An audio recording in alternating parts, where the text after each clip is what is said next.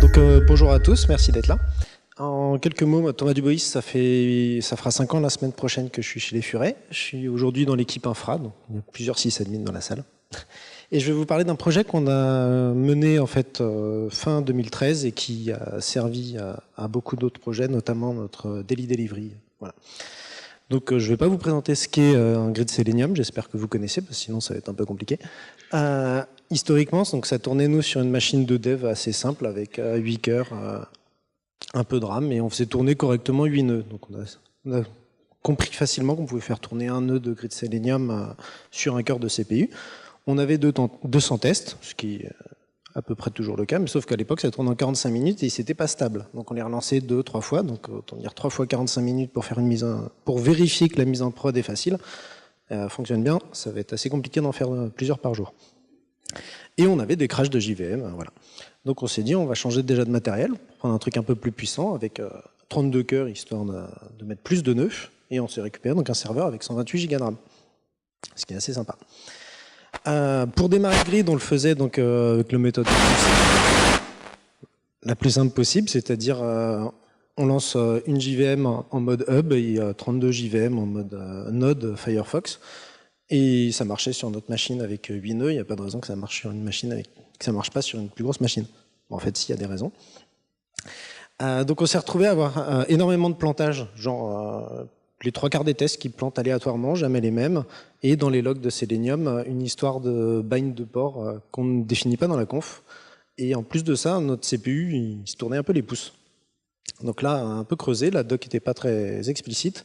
Donc comme j'ai plein de développeurs Java sous la main, on a un peu creusé le code de Selenium, et on a regardé qu'il y avait beaucoup de logs sur les interfaces réseau, et en fait notamment, donc à chaque fois qu'on démarre un test, il y a les profils de Firefox, parce qu'on n'utilise que Firefox, qui sont clonés, donc il y a beaucoup d'appels disques. Et les logs sont faits pour que les appels disques ne soient pas en parallèle. Voilà. Et donc là, en fait, on a cherché un peu ce qu'il fallait faire.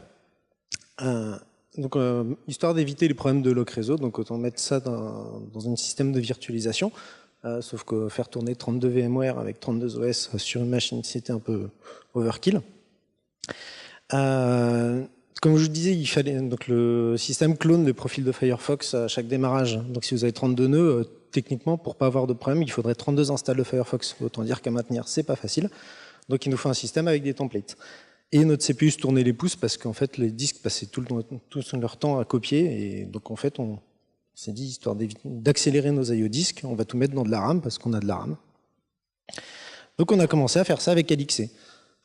Pourquoi LXC? Parce qu'en 2013, c'était une solution qui tournait bien, qui avait quelques limitations, mais qui nous embêtait absolument pas, qui nous permettait de faire un template et de le cloner 32 fois. Après, c'est très simple de mettre ça dans du RAMFS, une petite ligne dans un FSTab. Et avec ça, donc ça marchait bien, ça marchait pendant plusieurs années. Et aujourd'hui, en fait, on a un petit peu retravaillé parce que LXC, bon, c'est sympa, mais aujourd'hui, il y a un petit truc qui, entre guillemets, l'a détrôné. Vous en avez sans doute entendu parler, donc Docker.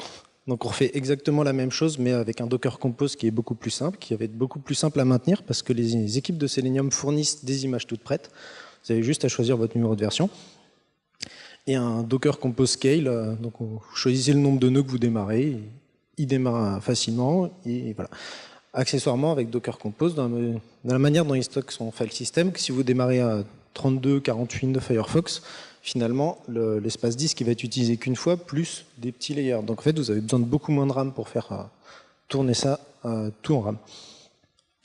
Et donc aujourd'hui, on est arrivé à un système donc avec toujours nos 200 tests, sauf qu'au lieu de les faire en 45 minutes, on les fait en 15 minutes. On a quelque chose qui est très facile à maintenir, parce que si vous voulez changer de version de Firefox, il suffit de changer de numéro de version dans votre Docker Compose. Et les tests ne plantent plus aléatoirement, parce qu'ils sont tous plus ou moins isolés les uns des autres. Et donc en fait, on est arrivé à un système où vraiment on peut, ça nous arrive, ça devient rare que des tests plantent aléatoirement aujourd'hui, alors qu'à l'époque c'était vraiment l'inverse. Et accessoirement, on a une machine qui ne se tourne pas les pouces quand elle fait ses tests. Voilà. Et c'est ce qui, entre autres, nous a permis donc de réduire notre temps de préparation de mise en prod et donc de pouvoir mettre en prod tous les jours, comme vous l'a présenté Alex en début de journée. Voilà. Merci à vous. Merci.